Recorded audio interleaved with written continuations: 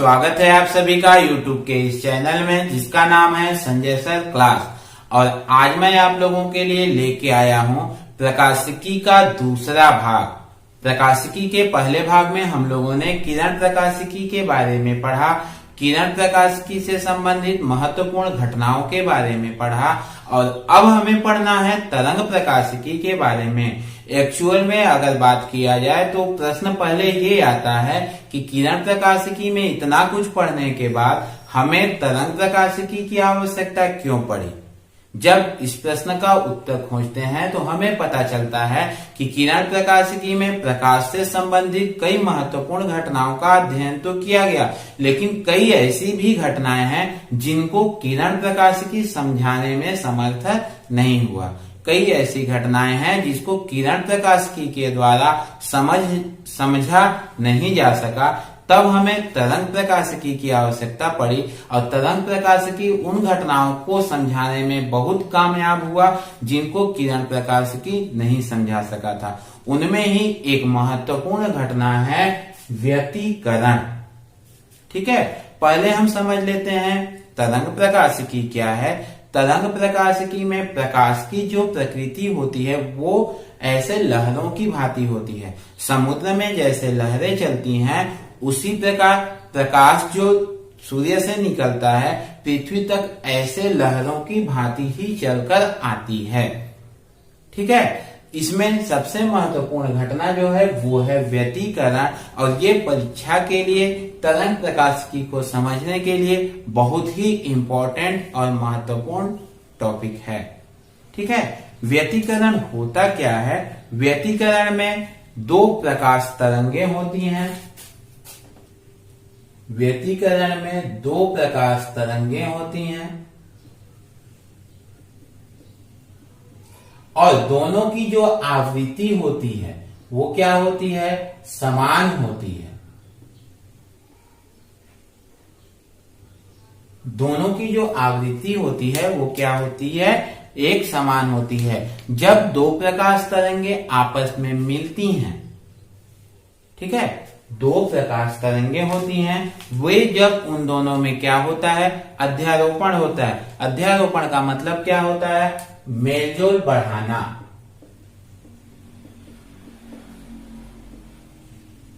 अध्यारोपण मतलब होता है क्या, मेलजोल बढ़ाना या मिलना। ठीक है, जब दो प्रकाश तरंगे एक ही दिशा में चलती हैं, दोनों की आवृत्ति क्या होती है, एक समान होती है। ठीक है, तो उनमें क्या होता है, अध्यारोपण होता है। अध्यारोपण होता है मतलब वे दोनों प्रकाश तरंगे आपस में एक दूसरे से क्या होती हैं, मिलती हैं। और जब मिलती हैं तो क्या होता है देखते हैं। मान लेते हैं ये कोई प्रकाश तरंग है, ये कोई प्रकाश तरंग है जिसका ये क्या है, आयाम है। आयाम कितना है इसका, A1। इसको कहते हैं हम क्या, आयाम। ठीक है, यहां पे मैंने कहा था क्या, एक समान आवृत्ति, एक समान।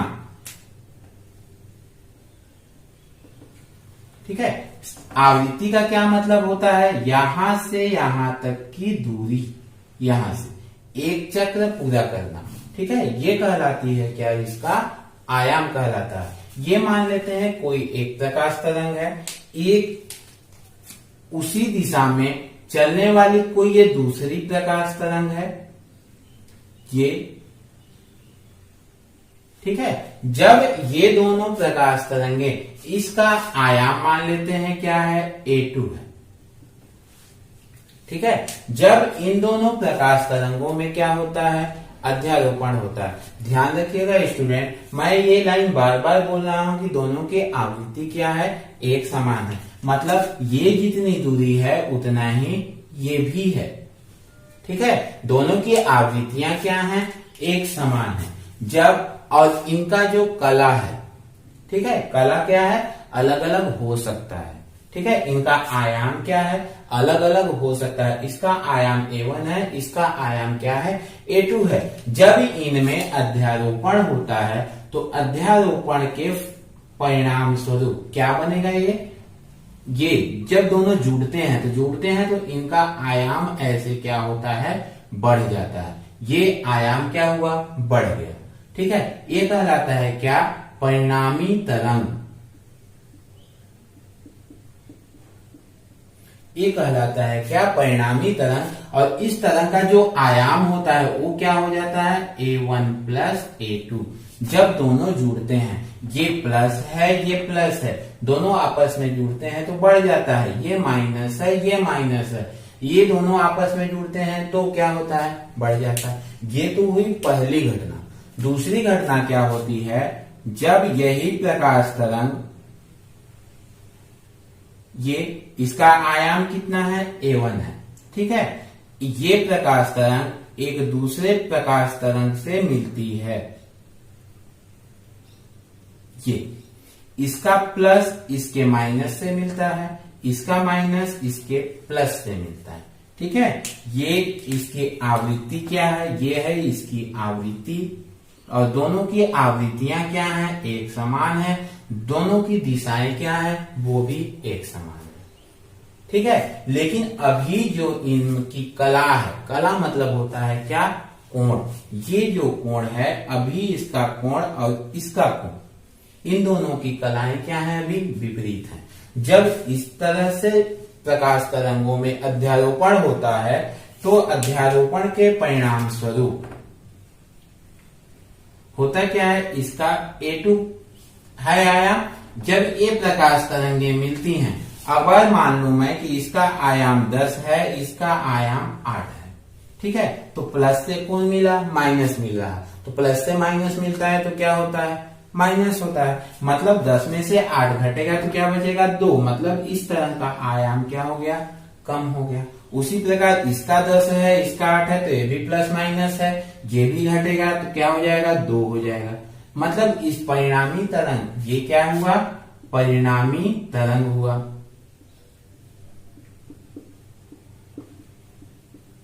ये परिणामी तरंग हुआ। परिणामी तरंग का आयाम क्या हुआ, A1 माइनस A2।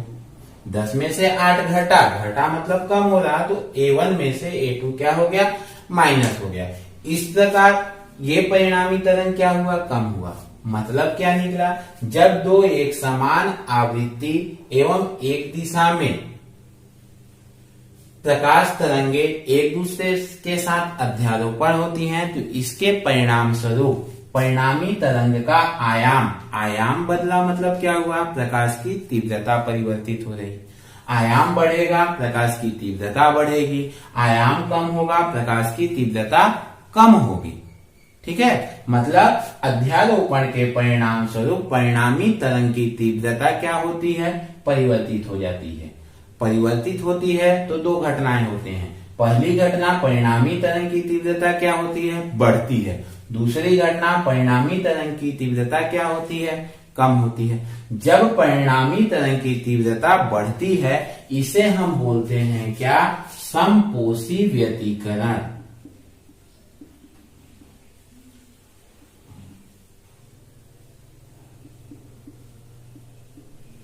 इसे हम बोलते हैं क्या, समपोषी व्यतिकरण। और जब परिणामी तरंग की तीव्रता कम होती है, इसे हम बोलते हैं विनाशी व्यतिकरण।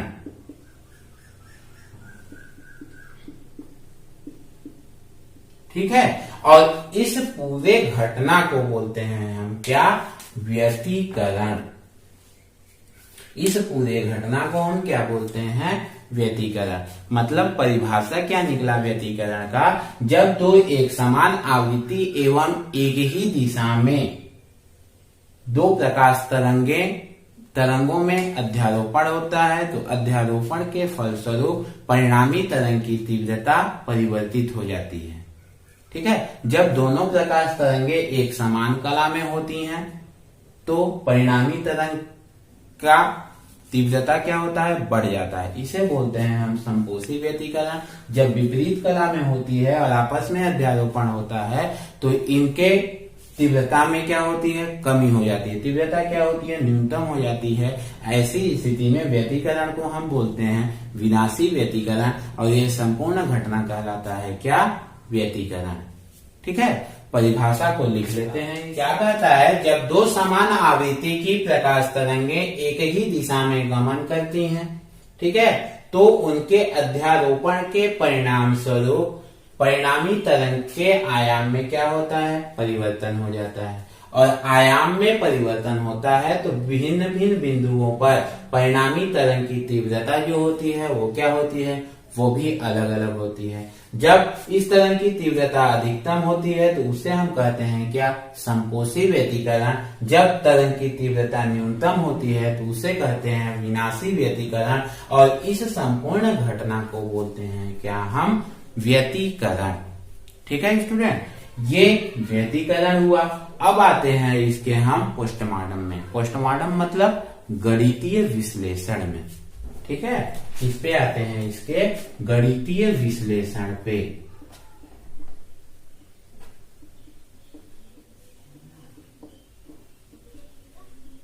और ये गणितीय विश्लेषण ही व्यतिकरण का क्या है, एक महत्वपूर्ण टॉपिक है।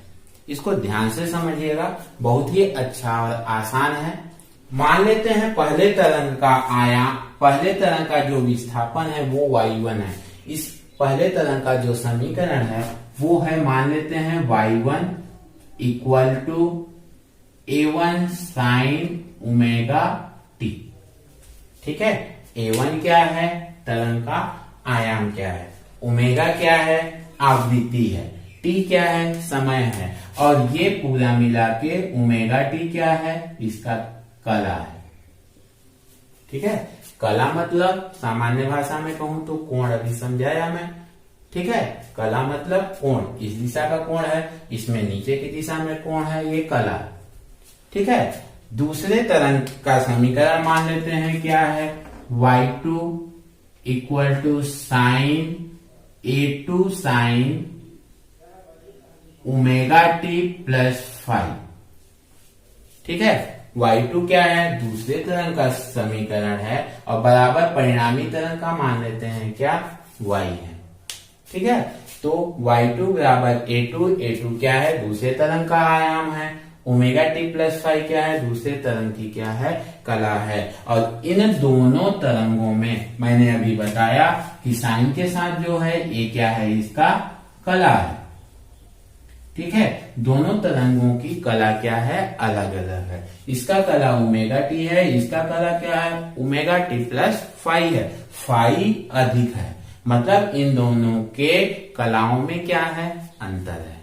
जिसका कला ओमेगा टी, इसका कला ओमेगा टी प्लस 5। तो इस अंतर को बोलते हैं हम क्या, कलांतर। और इनमें कालांतर कितना का है, 5 का है। कालांतर कितना है इनमें, 5 का है। ठीक है, अब हम निकालते हैं परिणामी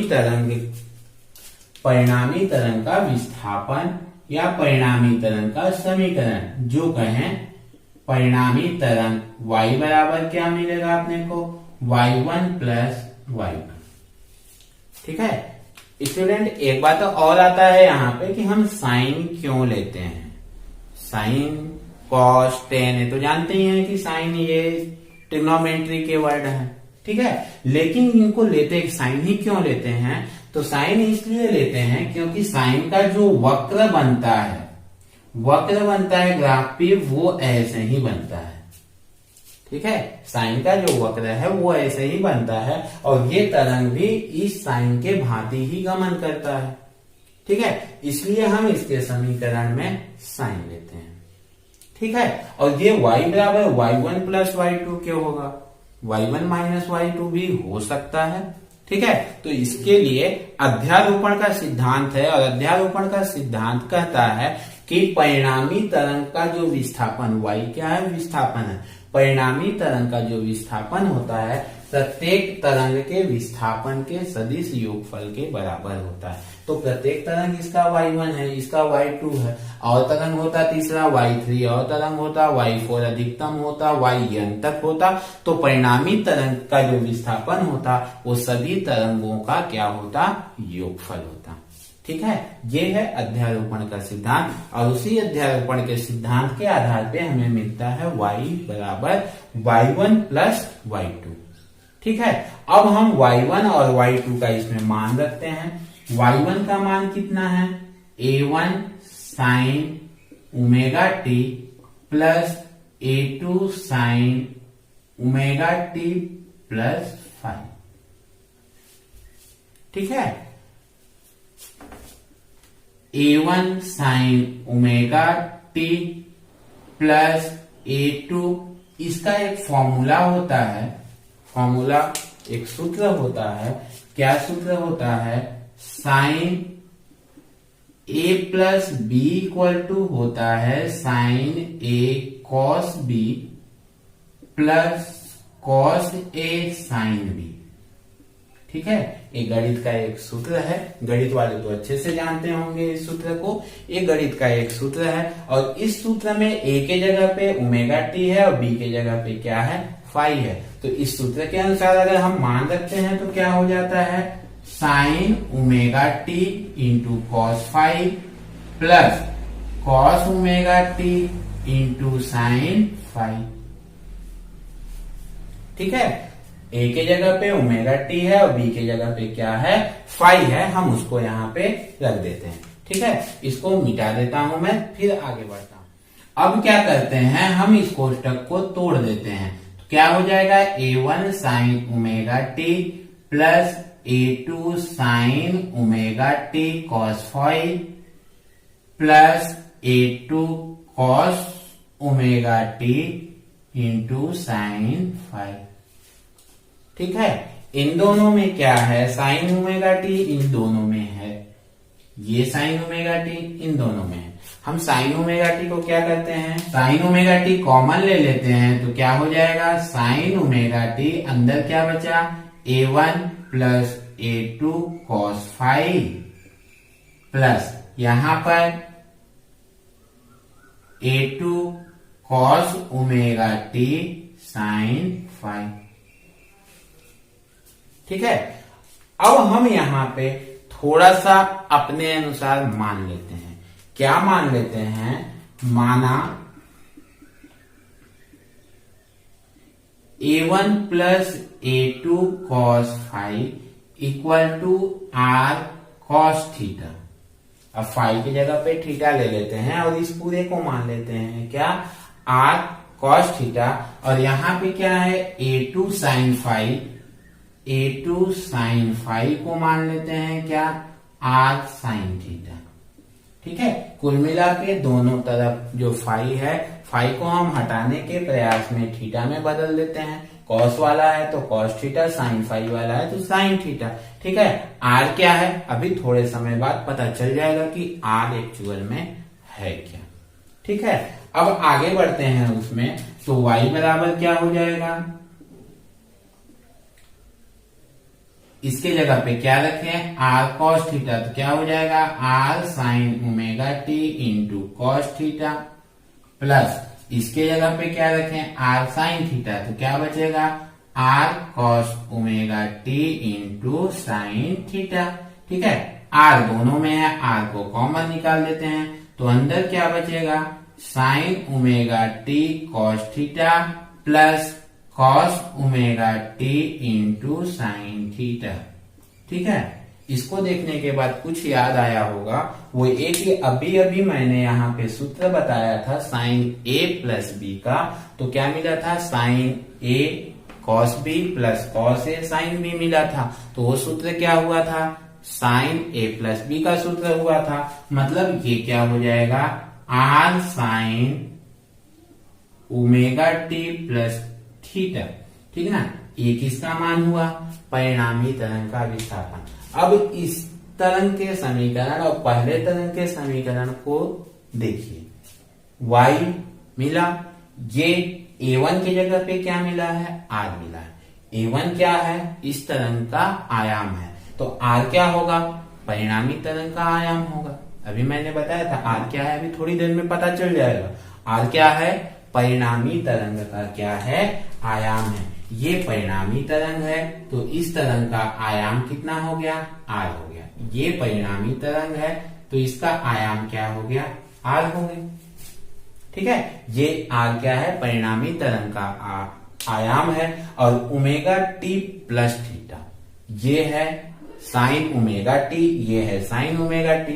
ये है sine omega T plus five, ये है sine omega T plus theta. मतलब इन दोनों के कला में भी क्या हुआ, अंतर आया। यहाँ ओमेगा टी है तो परिणामी तरंग का क्या हो गया, काला, ओमेगा टी प्लस थीटा। इन दोनों के कला में अंतर आया, कितना का, थीटा का। इन दोनों दूसरे तरंग के और इसके तरंग के कला में अंतर भी आया। यहाँ ओमेगा टी सेम है, लेकिन थीटा और फाई अलग अलग है।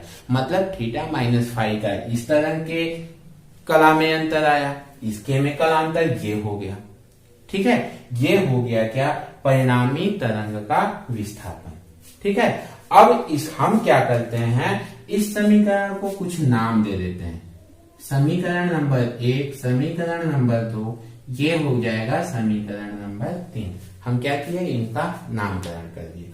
अब समीकरण नंबर 3 को देखिए। समीकरण नंबर 3 अपने को मिला क्या, साइन के रूप में मिला। मतलब अपना परिणामी तरंग भी कैसा होगा, साइन की भांति ही चलेगा, साइन के वक्र की भांति ही चलेगा। मिला है अपने को परिणामी तरंग, दोनों मिले हैं परिणामी तरंग। कैसे मिले हैं, साइन की भांति। मतलब तरंगे जैसे चल रही थी शुरू में, व्यतिकरण के बाद भी तरंग का ग्राफ वैसा ही मिलेगा, हालांकि उनकी तीव्रता में परिवर्तन हो जाएगा। ठीक है, ये हो गया। अब क्या करते हैं, यहां समीकरण 2 और 1, इन दोनों को क्या करते हैं, जोड़ते हैं। ठीक है, अभी मैंने बताया था कि आर क्या है, परिणामी तरंग का क्या है, आयाम है। तो परिणामी तरंग का आयाम निकाल के देखते हैं कि परिणामी तरंग का आयाम इन तरंगों के आयाम से क्या संबंध रखता है। ठीक है, लेते हैं समीकरण 1 और 2 को वर्ग करके हम जोड़ देते हैं। समीकरण 1 व 2 को वर्ग करके जोड़ने पर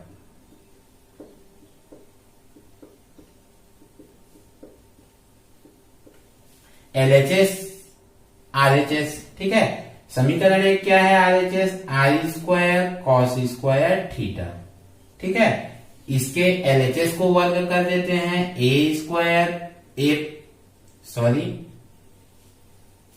RHS को A1 plus A2 cos phi का होल स्क्वायर प्लस RHS में RHS को जोड़ते हैं, R square sine square theta बराबर, इसमें LHS क्या है, A2 का square into sine square phi. क्या किया हमने, समीकरण 1 और 2 को वर्ग करके जोड़ देते हैं। करते हैं, इन दोनों में क्या है, आर स्क्वायर है, आर स्क्वायर को कॉमन निकाल देते हैं, क्या बचेगा, cos square theta plus sine square theta बराबर क्या बचेगा, इसका प्रसार करते हैं a प्लस बी के होल स्क्वायर के सूत्र से। और a प्लस बी का होल स्क्वायर का सूत्र आप जानते ही होंगे, a प्लस बी का होल स्क्वायर इक्वल टू क्या होता है, a square plus B square plus 2ab। a के जगह पे कितना है, a1 है, और b के जगह पे क्या है, a2 cos फाइव है। हम उसी सूत्र में मान रख देते हैं, तो क्या हो जाएगा, a1 square plus a2 square cos square five plus 2a1 a2 cos five. ठीक है, प्लस क्या है, a2 square sine square five. ठीक है, अब गणित का एक सूत्र है, त्रिकोणमिति में आप लोगों ने पढ़ा होगा कि sign square theta plus cos square theta बराबर कितना होता है, 1 होता है। ठीक है, उस सूत्र से इसका मान 1 हो जाएगा, तो क्या बचेगा, आर स्क्वायर बराबर क्या बचा, a1 स्क्वायर। इन दोनों में, इसमें दोनों a2 में देखिए, यहाँ a2 है, यहाँ भी a2 स्क्वायर है, दोनों जगह a2 स्क्वायर को क्या करते हैं, हम कॉमन ले लेते हैं, तो क्या बचेगा, a2 square in bracket cos square five plus यहां से क्या बचा, साइन स्क्वायर फाइव प्लस क्या बचा है अब, 2a1 a2 cos फाइव। हो गया इतना। अब क्या करें, यहां जैसे मिला था यहां भी वही मिला, cos square five plus sine square five बराबर क्या हो जाएगा, 1 हो जाएगा। तो क्या बचा अंत में, आर स्क्वायर बराबर a1 square plus a2 square plus 2a1 a2 cos five. ठीक है, ये किसका मान मिला अपने को, परिणामी आयाम मिला है। ठीक है, अब परिणामी आयाम पे ही निर्भर करता है हमारा क्या, समपोषी व्यतिकरण और विनाशी व्यतिकरण। जब इस आर का मान न्यूनतम होता है तो क्या बना, विनाशी व्यतिकरण। जब इस आर का मान अधिकतम होता है तो क्या बनता है, समपोषी व्यतिकरण। इसको अगर एक लाइन और मैं बढ़ा दूं तो ये क्या बन जाएगा, R equal to under root a1 square plus a2 square plus 2a1 a2 cos phi. ठीक है, इनमें बस बदलता क्या है, आर a1 तो वही है, a2 वही है, ये बदलेगा नहीं। बदल सकता है तो क्या बदल सकता है, फाई का मान बदल सकता है। जब ये चलता है तो कहां से चला, 0 से चलना चालू हुआ। ठीक है, और यहां कहां तक चला, पाई तक, मतलब 180 तक। फिर विपरीत दिशा में चलता है, फिर कहां पहुंच जाता है, मतलब कुल मिला के एक चक्र में 0 से लेकर 360 डिग्री तक घूम जाता है। कहने का मतलब यह है कि अपना मान किसका बदलता है, फाई का मान बदलता है। तो फाई के मान पे ही निर्भर करेगा क्या, समपोषी व्यतिकरण और विनाशी व्यतिकरण। ठीक है, अब आगे देखते हैं कैसे, इसको क्या करते हैं, थोड़ा इसका सफाई कर देते हैं, आप इसको नोट कर लीजिए या फिर इसका स्क्रीनशॉट ले लीजिए। क्या आया यहाँ हमारा, परिणामी आयाम, आर का मान आया था, परिणामी आयाम आर बराबर क्या मिला था, under root a1 square plus a2 square plus 2a1 a2 cos phi. ठीक है, अब इसका हम उपयोग करते हैं, उपयोग करके देखते हैं कि क्या कर सकते हैं। अब आर का मान जब न्यूनतम होता है, न्यूनतम होगा मतलब क्या होगा, न्यूनतम होता है तो क्या बनता है, विनाशी व्यतिकरण।